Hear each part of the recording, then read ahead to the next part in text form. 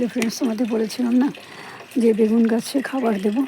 এখন দেখো বেগুন গাছে খাবার দিতে খাবার নিয়ে চলে এসেছি। দেখবে চলো, জলটা ভরে নিই, ওটা মেশাতে হবে তো।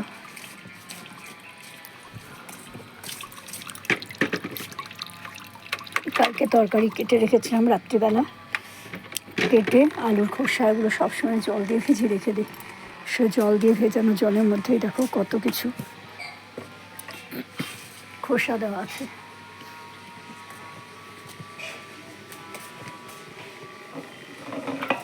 দেখবে চলো, ভালো করে দেখাই, নাহলে বুঝতে পারবে না।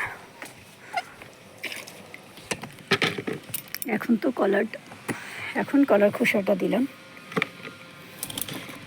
যে আমাদের বাপের বাড়িতে, পাশের বাড়িতে বৌদিদের বাতাবি লেবু গাছ আছে, বলি না বাতাবি লেবু আমাদের দেয়।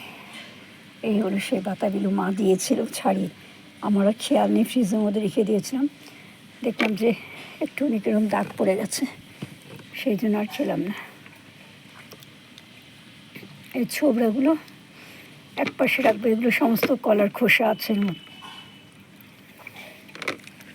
প্রচুর কলার খোসা আছে।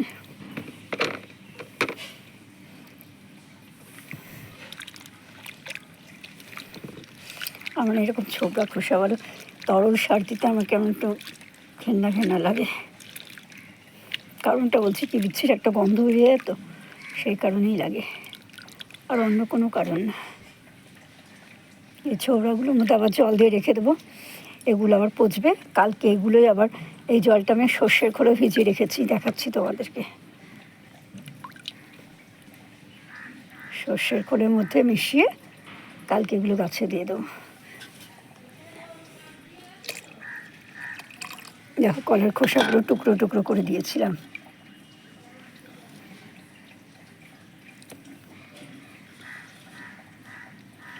এখন সমস্ত গাছে খাবার দাবার, এই দেখো সর্ষের খোল ভিজে রেখে দিয়েছি।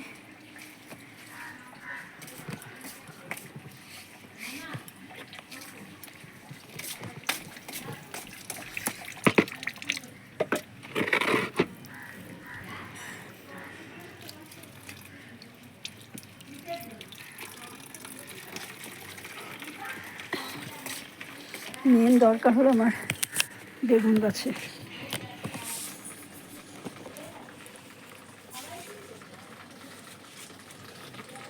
বেগুন গাছে প্রতিদিন নতুন নতুন খাবার দিতে হয়, নাহলে সেই গাছে সুন্দর ফসল হয় না।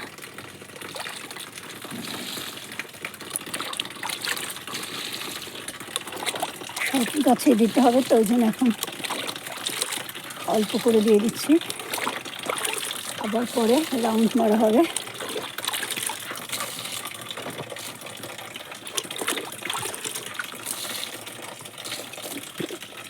বিনস গাছগুলো লাগিয়েছিলাম, বিনস গাছগুলো তো হলো না, আর যেটাকে বিনস হয়েছিলাম এটা আজকে দেখছি যে চোখের পাওয়ারটা এতটা বেড়ে গেছে যে ডাক্তার দেখানো হয়ে গেছে। এই বাড়িতে অসুখ বিসুখের জন্য সময়ও পাচ্ছি না, চশমার পাওয়ারও চেঞ্জ করা হচ্ছে না। নাহলে দেখো না, ঢ্যাঁড়স গাছে ঢ্যাঁড়স হয়েছে, আমি বিনস বলে তোমাদেরকে ভিডিও করে দেখাচ্ছি। এই মাথাটা গেছে আমার, শরীরের সাথে মনে একটা আলাদা কানেকশন থাকে। যদি সেইটা ঠিক মতো না হয় তাহলেই নানা রকম সমস্যা দেখা দেয়। এটা আমার হয়েছে। আমার ভাই যে অসুস্থ হওয়াতে আমরা পুরো পাগল হয়ে যাচ্ছি।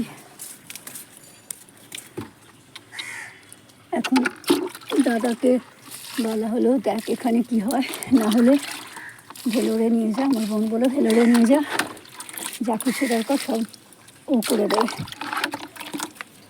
যা খরচ করে যা কিছু আছে বোন বলেছে আমরা দিয়ে দেবো, তুই ওকে ভেলোরে নিয়ে চলে যা। কিন্তু ভেলোরে নিয়ে গেলে তো হবে না, 2 মাস আগে টিকিট কাটতে হবে। তারপরে এরকম ঠান্ডা, ওখানে কীরকম অবস্থা সেটা তো আমরা জানি না, না।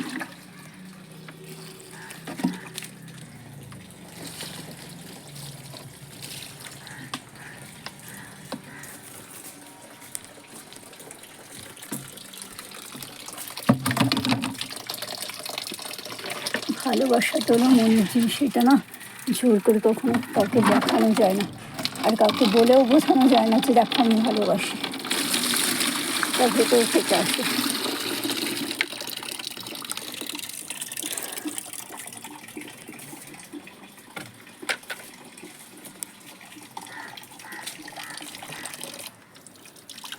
এবার এই বাটিতে প্রজাপতিটা কি জ্বালাচ্ছে। আগে খুব ভালো লাগতো, যখন থেকে প্রজাপতি ডিম পেড়ে আমার গাছে ক্ষতি করে দিচ্ছে তখন থেকে আর ভালো লাগছে না। এই গাছে জল ফল দিয়ে হাতে পায়ে মুখে সাবান দিয়ে তারপরে ঘরের কাজ করব।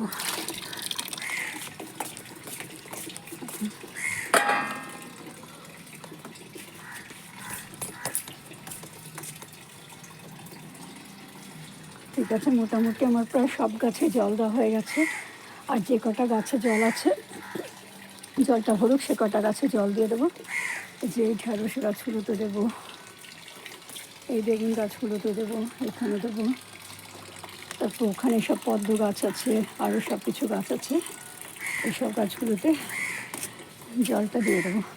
দিয়ে হাতে পায়ে সাবান টাবান দিয়ে মুখে সাবান দিয়ে তারপরে একটু মোবাইল নিয়ে বসবো। ঠিক আছে ফ্রেন্ডস, আমার এই ভিডিওটা তোমাদের কেমন লাগলো অবশ্যই কমেন্ট করে জানিও। যদি ভালো লাগে তাহলে অবশ্যই লাইক করো, শেয়ার করো আর সাবস্ক্রাইব করো, আর পাশে থাকা আইকন বেলটা বাজিয়ে দিও। দেখো আমার এই গাছগুলো কোনো ফল টল কিছুই হবে না, আশা করছিলাম বোধহয় হবে, দেখলাম হবে না, কিন্তু এখন গাছগুলো দেখতে এত সুন্দর হয়েছে। শুধু গাছগুলো মানে সৌন্দর্য বাড়ানোর জন্য এগুলোকে শো প্ল্যান্টস হিসেবে ব্যবহার করা যায়। শুধু আমি বাঁধাকপির 3খানা গাছ রেখে, ফুলকপির 3টে গাছ আমি রেখে দিয়েছি, নাহলে কেটে দিতাম। ঠিক আছে, বাই, টাটা।